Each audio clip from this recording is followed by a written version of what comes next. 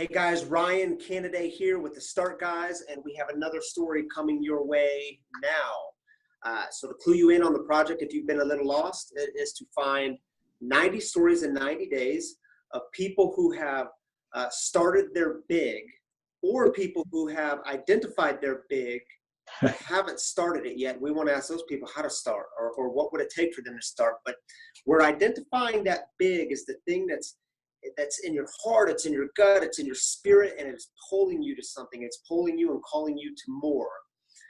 So, hey, today we have with us Tim Croll. Hey. Up in Michigan, a place called Gaylord, Michigan. You got it right. Give us an interesting fact about Gaylord. We are the highest point in all of Michigan, as far as I can tell, as far as I remember. So we have the highest elevation. I'll give you a better one. So for Michigan, we have more coastal.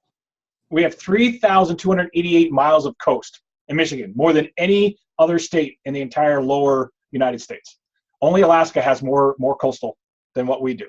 All right, I didn't know that. I bet. But nobody knows that. Nobody knows that. It's all fresh water too, so that's the cool thing. Like, we got all fresh water, no salt, no sharks. We're all good. See, wait, Lake Michigan's unsalted. So unsalted, I love it.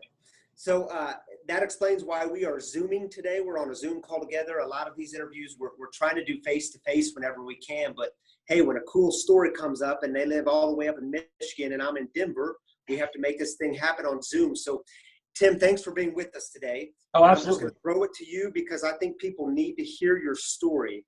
And yeah. Tim is going to share with us the story of how he came to a point in his life where he was okay to be himself and to be he was called to be. So tell us about it. That's it, man. That's it. It's just the realization and the understanding that it's okay to be who I am and who God created me to be.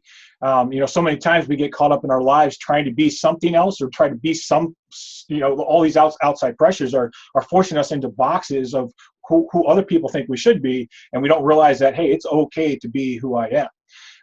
So I'll just run through real quick as far as a brief history of all of the pressures that I know that I have felt in my own life. And I'm sure that a lot of people are going to be able to relate with either some or all of them.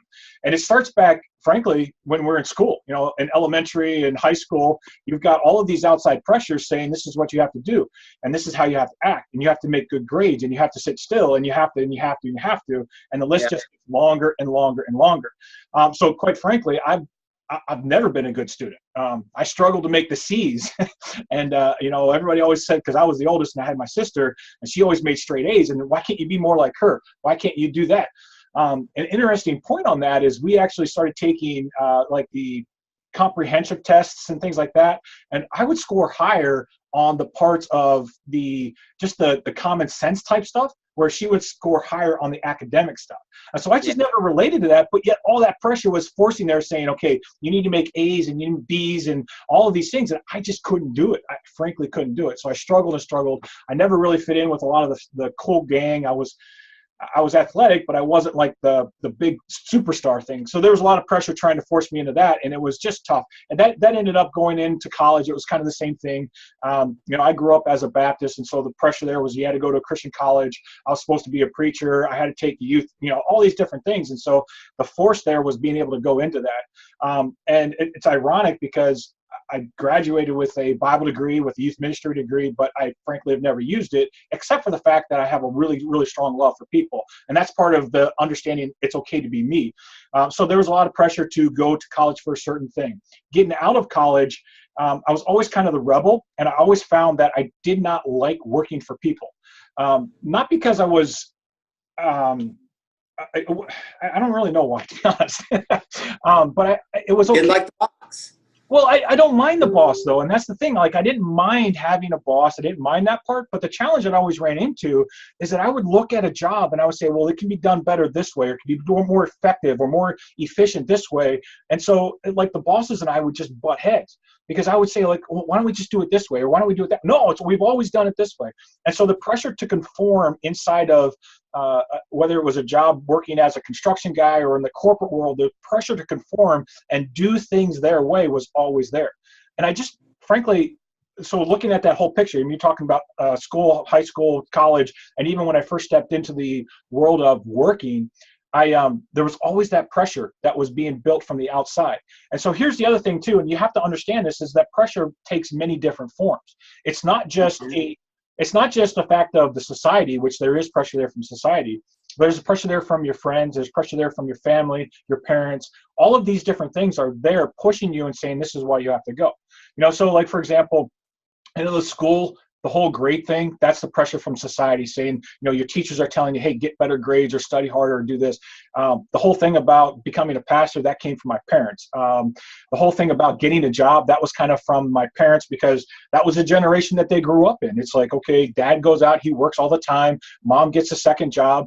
We ended up being latchkey kids. I took care of my brother and my sister all the way through from about 5th grade on.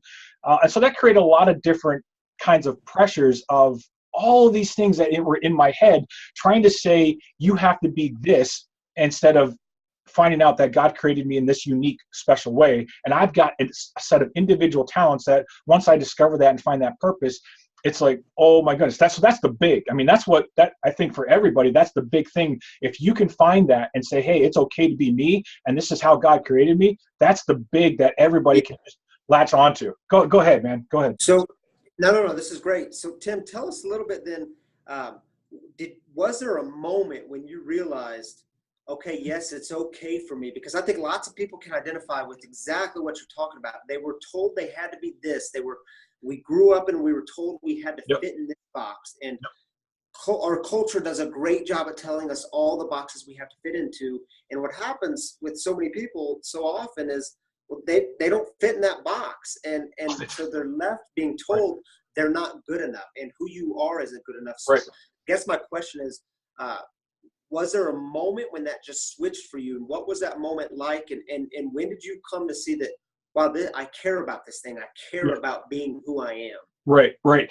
And the answer, I think, is twofold. I think, yes, there is a specific moment. However, there's a lot of stuff that has to lead you up to that specific moment. So there's a lot of things that have to happen. In my own life, I'm pretty prideful. I would say that's probably my biggest thing. And that's what God really had to smack me in the head about with a 2x4, just to kind of get my attention and say, hey, look, this is the issue. So yes, the answer is absolutely. There was a specific time that I can recall, but there's also things that I can look back and say, okay, God was directing me. There was things in my life, situations that were forcing me into, like the kind of like warning signs that were going off that I couldn't see. But now looking back, I see, okay, this was the direction. All right. So real quick, as far as a synopsis on that, the first thing is I read a book by John Maxwell called Failing Forward, which is a complete mind shift of how to think about when you're looking at that. Our society, our world tells us that if you fail, it's bad. It's not something that you should honor. It's not something you should really want. But the book that, talking about John Maxwell with that Failing Forward, it was a understanding that it's okay to fail at some of the stuff. It's okay not to be good at everything, because our society says you have to be this way, you have to have great grades and all that. That was one book that really started kind of creating a little bit of a mind shift. The second thing that created that mind shift for me was I grew up in small town. And so in small towns, there's a certain mindset that happens. You just get stuck in it. I don't know how else to say it, because you just get stuck in this mindset of, hey, this is all the bigger our world is the boundaries of this town, or maybe a couple miles surrounding that, but you don't think larger, that this world is so much larger. So another thing that happened is we moved from Meadville, Pennsylvania up to Rochester one year, and the events leading up to that were the whole 2x4 in the head kind of a thing. I didn't realize that's what was going on until we had been in Rochester for about 2 or 3 years. And that's when it's okay. It's okay. You don't have to do everything that everybody else is telling you to do. And that situation, I feel like it's probably the best part of the story of discovering that, because again, take my pride in the fact that I believe, especially being an arrogant young kid, I've just got married, I believed I could do everything. Add on top of that in this recipe, the fact that I feel like I have to continue to take care of my siblings who were younger than I was. I was kind of like the parent to them and felt like I could not fail them. The pressure of my parents saying, you need to get this job and you need to go work at Home Depot for the rest of your life, and putting all that together, I got sick. I ended up getting a crazy infection. I was running a business that was a flooring business. I got an infection on the underneath my throat, and I don't usually sleep like maybe 6, 7, 8 hours a night or whatever, and I'd still get anxious because I have to get out of bed. I slept for 3 days straight. And in that 3 days, because of the way that my accounts were, I was working large commercial jobs. They always have time frames on them, so I lost all of the accounts that I was working on. I lost that business. Then, kind of a sequential event thing started happening. It was almost a downward spiral. Didn't have any income coming in for 6 to 9 months. Through that whole time, my parents are, see, I told you, you got to get a job. You got to get a job. We made a decision because of what we were and the fact of all the fact I raised my siblings. We wanted to make sure that my wife was going to be able to stay at home with our firstborn. So we made that decision. It was hard, but we made that decision, and that was our decision. But that was another thing that was happening. Ended up did everything except for going bankrupt. So we lost 2 different houses that I had, rental properties. I lost vehicles. I mean, frankly, just lost everything. And it was at that point in time when I had kind of this, all right, you know what? All the stuff that I've been doing, all this rebellious, what I felt like was kind of rebellious, and the fact that I felt like I had to run my own business, and that's really what I wanted to do. It was at that point in time when I was at my lowest that the pressure to cave into everything else happened. And that's when I got a job. That's when I started working sales. That's when I started working for a couple different companies, bounced around a little bit, and started working into this corporate job, which is where you feel like you have the most security. And in that security is where you lose yourself. And you lose the fact that, again, that's where all the pressure comes and it says, okay, you have to be this certain way. And so I lost a lot of that. And I started working at it. And I succumbed to it. And I said, all right, if this is the way life is, then I'm going to do that. I'm going to just put my head down and I'm going to just work in the corporate world, work this job, and I'm going to do whatever it takes just to be able to do it. And I was freaking miserable, absolutely miserable. There was some financial stuff and everything else that we had to get straightened out, but for the most part, just understanding that that's where all that pressure was coming from. My wife and I made a decision. This was actually 5 years ago, I think it was. We were living in Philadelphia because the corporate world had moved me to that location. So 5 years ago, we had gone through Dave Ramsey's Financial Peace University, and we made the decision when I lost my job at corporate world that we were not going to go into massive amounts of debt. And so at that point in time, we moved back up in here to Michigan, and I was around 40 years old at that point in time. We lived with my in-laws, which is the hardest thing in the world that I've ever done.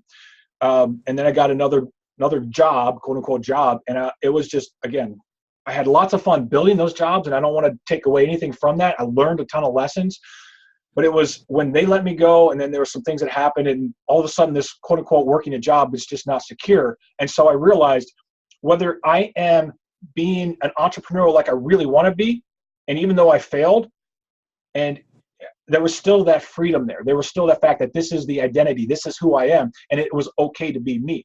Then when I kind of lost that and came into it and all that pressure, I was like, dude, this is just not right. And so then that's, again, when God allowed us, and things that looked really, really tough, again, losing a job, having to live with my in-laws, were blessings in the fact that it was something that God was using to teach me to be able to say, okay, here's really what your big thing is. And then that's when I realized, again, I'll say 4 years ago when I lost that second part of the job, 4 years ago is when I realized, look, it's okay to be who you are, and then to just start building into me and saying, look at all these cool things that you've done that I've always discarded. Look at these cool things that you've been able to accomplish. And that's the whole time. So I've kind of rambled on there. I apologize, but that's really that's good, man. And I think, we've just done a few of these stories so far. In fact, we're just getting started, but the theme comes up over and over again. Mm-hmm. The themes of taking a risk and the themes of failure. We don't talk about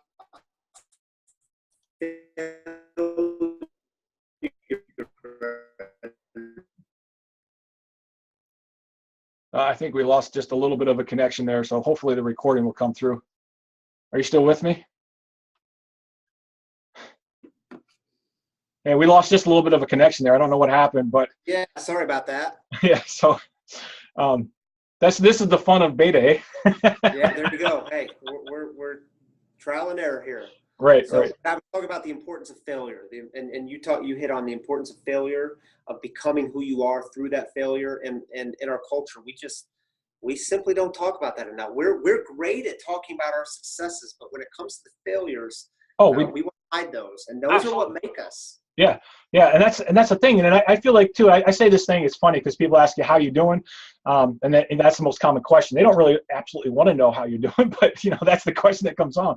And so what I tell them is like, I'm embracing the rain and enjoying the sunshine, because in everybody's life we've got rain and we've got sunshine, and if you embrace it, you just, I've learned too much from the rain not to really want it. I mean, I do want that rain. I don't want a lot of it, to be honest, but I want that rain. I want to be able to embrace it. So, Tim, tell us, and if you'll notice in this interview, we haven't even touched on what you do for a living. Oh, because I think that's so secondary, and I'm glad you didn't touch on that. Tim's an entrepreneur, and I want you to say a little bit about what you do and how people can connect with you, where they can find you on social media, website, all that good stuff. But tell us, in order to become who you are, who you were created to be, what were, and let's keep it brief, but just some of the fears you had to overcome. Right. The fear is of approval. I would say that's the number one thing, is because I'll just go deep with it and be transparent with you guys. I mean, because my parents weren't at home and I took care of my siblings, I have always sought that. I've sought the approval of my parents, and I've sought looking for the fact that I want that. And so everything that I've ever done, whether it was through a rebellious part of it saying, no, I'm going to do this, or getting a job, I've sought that. And so it comes out in all the ways. And so to this day, I still feel that. I feel that fear of, okay, maybe I'm not good enough, and maybe I don't have everybody's approval. And that fear is that's a daily thing that I deal with. Because and I'm sure there's a lot of people in your audience. I mean, when your dad looks at you and says, I'm really disappointed with the decisions that you've made, it's like, boom, that crushes you. And so it's something that, I mean, again, I'm over 40 and I still think back on that and I say, man, I love my parents. They did everything that they could possibly do, but I know that I just have to accept the fact that I may never do it. Now, here's the other thing too, and I have to share this, is you have to also understand that they may have had a really, really rough time with their position as far as how they grew up. And, they're doing the best. They do everything that they can to be able to provide, and they do love you and they do care for you. But again, that fear is the fact that, am I getting enough approval? And the challenge that this is what that fear translates into is now I'm doing things to seek other people's approval rather than being okay with who I am and how I've been created. And so I want to chameleon into whatever else that is, rather than saying, okay, I'm comfortable in my own skin. And it's a tough thing. I don't want to make light of that, because that's a really tough thing to say, okay, I'm comfortable in my own skin, because that's a big deal. It's a huge, huge deal. It's a big deal. Yeah. Yeah. And go ahead. I was going to say, because this last Sunday, our pastor was talking on the Sermon on the Mount out of Matthew. And so I wanted to read this, because this verse it just totally shocked me. And it was funny because we were talking to, it's just things happen for reasons, but it's one of the Beatitude kind of a thing. So, but let me read this. It says, you are blessed when you are content with just who you are, no more and no less. That's the moment you find yourselves proud owners of everything that cannot be bought. And I just like, oh man, that really resonated with me, because it's like, okay, I can be content with who I am and the talents that God's made me. Yes, still I've got a lot of ambition and I've got a lot of drive and I want to do a lot of things, but I can be content on how God created and work inside of that framework that God's given me and those talents that God's given me. So anyway, I'm getting chills and goosebumps. Yeah, because this is good stuff. This is good stuff. Yeah. And hey, if you're watching this video and you are you're on the fence, or you're on the edge of stepping into something new, and you're scared, you have all kinds of fear going on, that's okay. That's okay. Fear, as Tim's saying, this is going to be a natural part of the process, but step out of that box, step into who you were created to be, because what I hear Tim talking about is the deepest sense of joy when we finally make that decision to say, no, I'm not going to try to be all the masks that people have given me. I'm not going to try to fit in that box that culture has given me. Yep. I'm going to be who I was created to be. That's where we find the deepest joy. That's where we can be, like you said, we're comfortable in our skin in that place. So if that's you, take that step, because you're not going to regret it. You're going to find yourself, and you're going to find joy, and you're going to reach other people through that. Right. So Tim, we're coming towards the end here, but I want to ask you one last question. Sure. In a sentence or two, what's your next big? So I know you asked me that. I'm sorry. I got to share this because this is like, I got to go back to that one. It's just too good. Do it. The difference is between, and this is what I'm realizing, because we all talk about joy, contentment, and happiness like they're all the same thing, and we all mix them together. But there's a significant difference between happiness and contentment. Happiness is based around all of the circumstances that are going on. And there's going to be times when we're not happy with those circumstances, but we can be content in those circumstances. And so when you have that whole part of, hey, I'm going through some crap right now, you can still be content in that, even though you may not be happy with that. And that contentment is what leads to that joy. So I'll jump off that, but I was like, dude, I got to touch on that because that's like good stuff. Life-changing for me to look at that like, okay, it's okay not to be happy sometimes, but I need to be content with where I'm at. Yep. All right, so my next big, there are two things in this whole world that I found that absolutely 100% motivate me. The reason why I get up every morning, and the first one is the fact that I love watching people get from point A to point B. It's some type of a growth, whether it's a business growth, personal growth, something that gives them a little bit more of a step up in this world. That nothing gives me more pleasure or more joy than being able to watch somebody do that. And then the second thing is being able to connect two people together for their mutual benefit. So like a networking thing. And so my next big is just to be able to focus on the fact of, how can I be a contribution? How can I be able to give back in some way to those individuals? Now, obviously, I'm going to transition. So like some of my work is actually revolving around that because I do a lot of consulting for different companies. I love watching companies grow, but it's also some things as far as a passion for me because I do give a lot of my time away for some of the nonprofits and some awesome nonprofits that are looking to be able to make those changes. And that's what I'm passionate about. So my next big is just how can I leave that contribution into each individual life that I touch. So that's, I don't know if that sums it up well enough, but that's what. Yeah, that sums it up. And so Tim, you just hit on it too. What Tim does is he consults for different businesses. He helps businesses grow. So if that's you and you're looking for a guy, Tim Croll might just be your man. Tim, tell our audience real quick, where can they connect with you? How can they find you? Yeah, timcroll.com. I'm just in the process of rebuilding that site. So if you go there and something's broken, don't. That's part of my failure. It's a good thing. Croll. If you're wondering how to spell his last name, Croll. Yep. So timcroll.com. What I'll do is I offer this out to a lot of people is I'll give a free 15-minute consultation. There's a calendar that you can actually go and schedule that time out. Totally willing to do that for anybody. I always offer that out. Partly it's because I want to see if we're a good fit to talk with each other and see if I can help, because there's some people that I can't help. I'm just not all things to all people. And so that's one of the best ways to be able to do that. From there, you can find a Facebook page, you can find Instagram, you can find all those other things, but totally willing to connect. I find Facebook is the best way to be able to build those relationships. It's more personal. You can do private messaging. In fact, I think Ryan, you and I, that's how we connect through Facebook. So totally able to do that. I can provide links for that if you'd like. You can put them in your notes or whatever, or tag me in the comments or however you want to do it. That's what we'll do. Yep. Hey, Tim, man, I love it. Thanks for sharing a piece of your story with me. I think the audience is going to love it. And if you want to connect with Tim, I encourage you to do so. Thanks a lot, Tim. All right. And we're going to hang up for now. All right. Thanks, guys. All right.